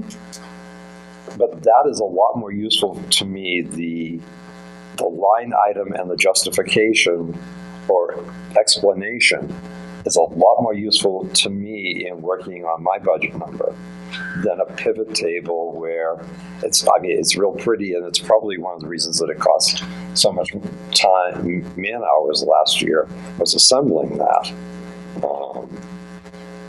This year. But part of it was that the systems were not there. Well, exactly. I mean, there were no systems there. She had to discover everything. She had to go sorting through files. Right. To find She had to it create. wasn't just our questions that caused all those hours. What she said the other day, remember she said the other day, she says, I'm finding so much stuff was kept in people's heads. Yeah. Yeah, I thought that was pretty telling. Yeah. I mean, it's like onions that are, it's just peeling off. Then every time they peel off a layer, they find more stuff they've got to look into. And, it's a lot. So what I'm suggesting is we don't get rid of either. However, realize it's like one of the big things in education is differential teaching. Certain people understand and follow certain methodologies. Other people. Hey, I'm somebody who liked the pivot table a lot, but I also made a lot of notes in paper, and paper would probably be helpful, as an adjunct to it. So why don't you work on with them to see what we come up with? I will. Is that all right? Yep, I will. I've written it down. Okay. Yep, I've written it down. That's fair enough. I also wrote down the increase, which everybody seemed to really like, of not the increase, but the statement that Cheryl had made about anything that has a 10% increase year to year to have some written justification for it. That's a really good thought. And more than a one-liner. Things cost more. Yeah, that's not going to fly. Yeah, really. Not with 1% inflation. No, Yeah. really. Sorry. Is 10% germane to everything? I mean, 10%. I just said that number. That's usually what I look for when I'm looking for discrepancies between last year's spending and this year's proposal. The first time we got the budget electronically, that's exactly what I did, is I bumped up two columns against each other and I looked for any disparity that was greater than, I'm a hard guy, I went down 5%. Do you want 5%? I mean, Well, I don't 5% know. is in high. I actually like Mary's because I do the exact same thing on the papers. I go scrolling down. Yeah. Now, admittedly, anything 10% and higher is easier to see because it's a double digit. But Yeah, I don't need to quibble about numbers. I just say, it's a good place to start, but maybe we might need to adjust, is what I'm saying, as we go through. Because, 5% of $3 million is going to be a much bigger chunk than 10% of $150. And I know we should look at things proportionally, but sometimes we need to look at the stagnant. Well, I feel that, it's better, just like we're going to give this list and get expectations. We're giving a list and saying, when are we going to get this information? And we want it before your budget presentation.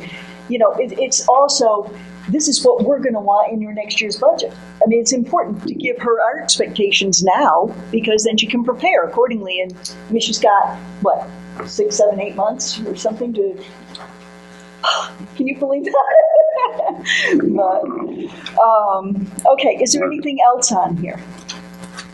We've kind of gotten off this list of old information and onto kind of how we want the new budget to go, and I don't have a problem with that. I just want to make sure we also address anything that's kind of been hanging that, we want to make sure the promises that were made to get information, are they all on here? I don't know if they're all on here, but it's a good start.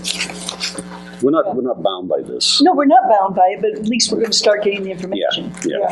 Under online subscriptions, didn't that include other stuff also? I can remember the superintendent talking about it, and he talked us out of cutting the budget because they had no good feeling on all these subscriptions, and not just subscriptions, but I think that if for software, if that's Licensing. licensing and so forth, that could be expanded with that little note there, because I believe that's what we were talking about, right? But if we wanted to cut the budget $20,000, and I remember the numbers around $300,000, right? Yeah, it was only 10. Yeah, but anyway, he talked us out of it because he didn't have a good feel of what was out there, and we kind of agreed to him. So I'm looking forward to seeing that. Yeah, and he wanted to look at that. We asked about, why do they spend more per student at Memorial than they do at Bakey? Or, I think that was the one as far as how many books and all that kind of stuff. And he said he would be looking at that. So, it's kind of like, okay, what have you found? So, but I mean, one of them, the K through 8 position, the online subscriptions, the travel expenses. You don't want to talk about 1BC? What? 1BC? Oh, Yeah. you mean my poor numbering there, the way it came out? No. I mean, we'll just maybe skip over that for the time being. Oh, the K through 8 math coordinator? No, that's definitely something which he said he would study and he would give us a report on and tell us what it is and, what is, no, absolutely. That's been hanging there for, it's $1 million that we've been spending. We need to know what's going on. He told us more than that. I mean, I don't think that was confidential. No, go ahead, share it if you want to, or do you want to let him tell us in his own time, in his own way? You guys want to hear about it? The math coordinator? Yes. I was going to ask you, are any of these things answered due to the meeting that you folks had with him? Was anything answered, or was there any information you can give us so far?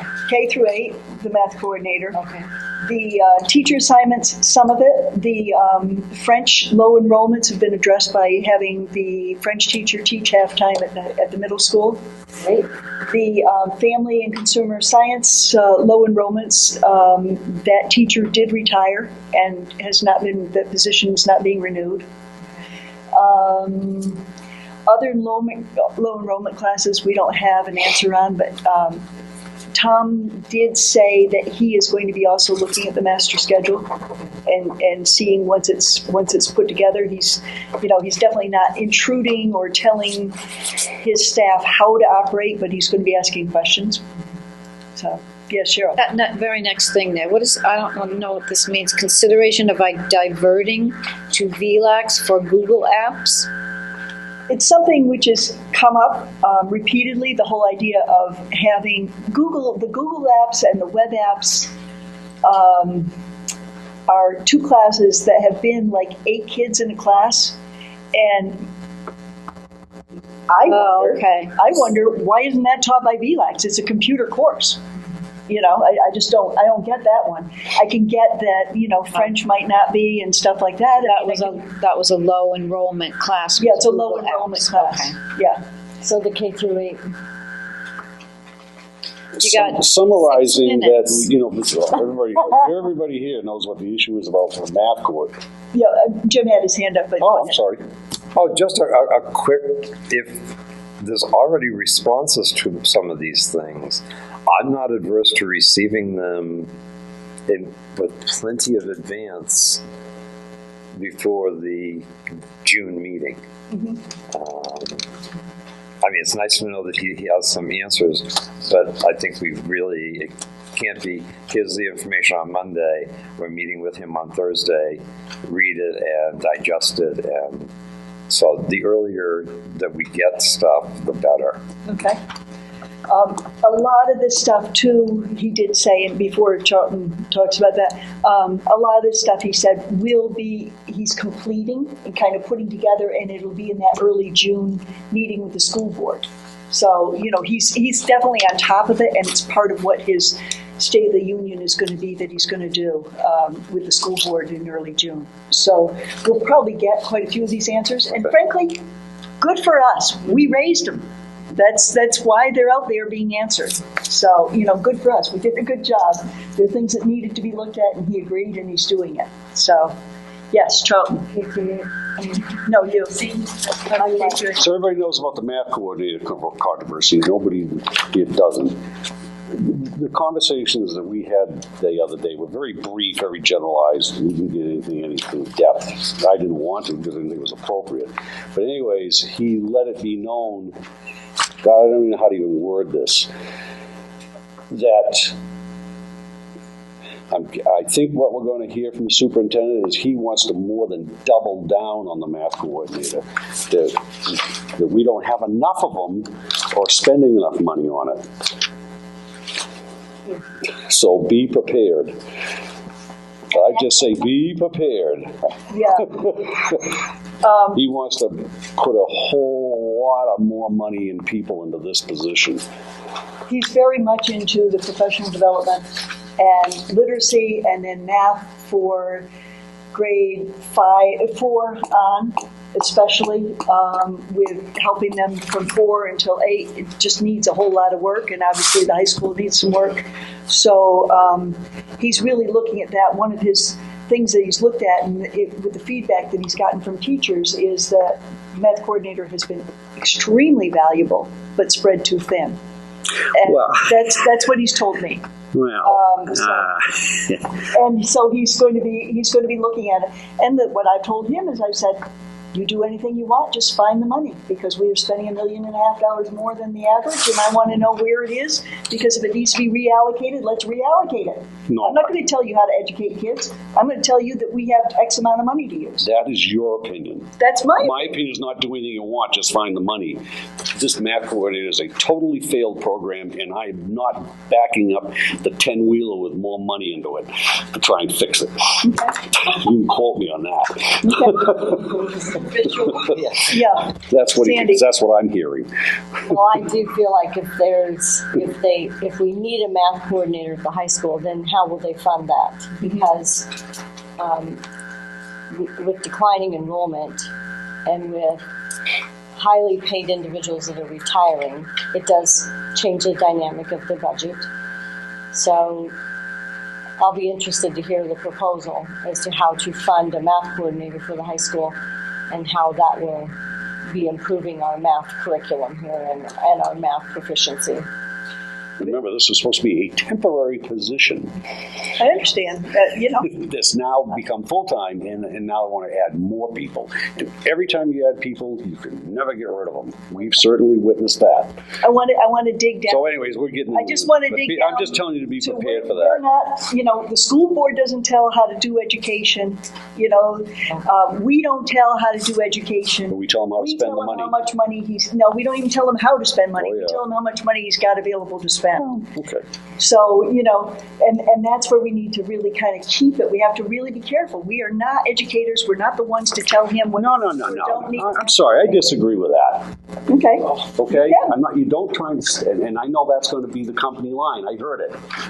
Company line. Yeah, and I'm not going to buy into It's that. the law. It's not the law. As a The citizen, law is we've been constituted to set and prepare a budget and watch the finances of this district, and that means we oversee everything. we have We don't. If all we're going to do is give it to experts, then we might as well just close our books and go home tonight because everybody's an expert. we have no line item authority. Don't lecture me. I understand that. Okay. But we do have bottom line I authority. don't mean to be lecturing. Well- That's what I was saying, is that we have no line item authority. I understand that. Okay. We do have bottom line authority. Yep, we do. We do. Actually, and we have we have bottom the- line recommendation authority. Yes, we do. Voters have And that we authority. have the right and the obligation to bring forward to the voters information that we think is relative to the way their money is being spent. Okay. And not just sit and say, well, an expert said we should do this, and Okay. therefore I can't say anything. So at this point, there's been no proposal made So- about this. It's just, there's nothing, it's going to be in next year's budget proposal, and we don't even know what it's going to be, or how it's going to be done, or anything else. Well, We have no idea at this point. All we know is that he's thinking very carefully about where professional development money should be spent. And he's going to be asking for it. Carefully is a personal opinion. Madam Chair. Yes.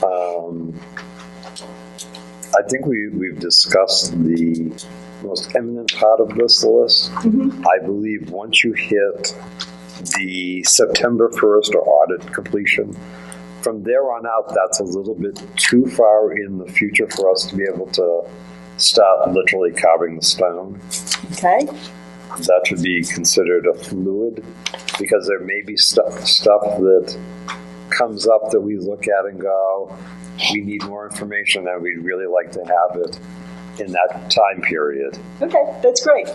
And I think, that's the whole thing here, is that I think our objective here is to gather as much information on what we know about what's going on, or knowing what's going on, so that we can figure out what we're going to be funding in the future, and we don't have to spend time digging into both at the same time. So it's this is the period of time to get the information. That's all. if there's anything that you see missing at any time along there, any member here can ask for information. Please know we don't have to vote on, whether, if you want to know something about something, then, you can ask for it. Just, put it through me, I'll send it in. Just so that we kind of coordinate what's happening, if that's okay. So I have a question for the chair. Can I ask a question? Of course. Tell me, on this page, tell me what thing on here is not a specific dedicated item. And then if your position is, well, we don't have any line item controls, why are we looking at these things? Tell me, why are we looking at online subscriptions if we don't have a line item control on it? We have overall control, Charlie. Well, that's what I'm trying to say. Well, we agree. And you don't agree with me. No, we agree. We agree. Okay. Yes. We don't have line item discretion on how each item is spent. It's a proposed budget, and it's anticipated that there will be costs in each of these line items. But if you ever sent your kids to public school or went to public school, they shift money around to where they need it when they have unexpected expenses or unanticipated events because they need to do that. And we don't have any say-so in that piece of it. Right. We also don't have any say-so in how the overall budget is put together after the money is approved. Correct. Right. Yeah. But you can't say that about one thing and not say it about all the things. Yeah. That's my point. Does anybody have anything else? So, plan of action as far as meeting, we're going to look to meet late June. Does anybody have a calendar? Yes, 28. 28th of June. And ask for any of this answers that can be done sooner than that if possible. Yeah. Yes. You may want to back it up a week because remember I said June 25th, it may be June 28th if they're doing the Right to Know workshop. So June 21st.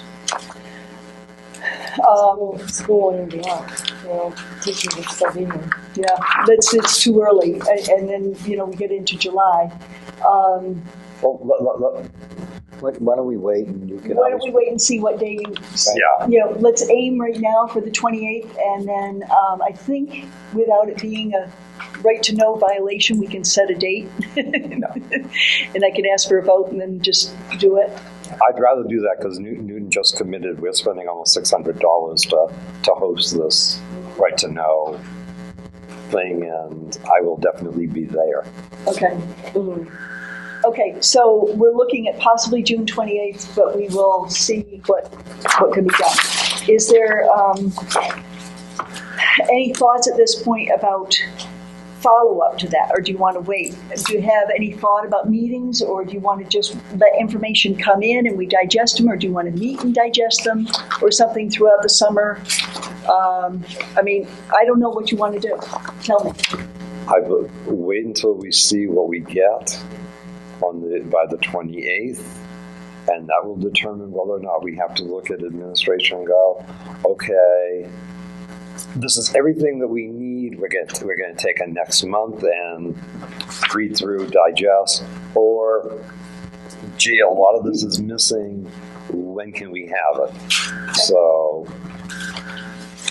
okay, and then looking at the information that we get during September and October, I would propose that we meet the second week in October to kind of go over and just see if there's anything kind of as a gap that we're missing, on past stuff so that we're really ready for the budget. Does that make sense? Yes.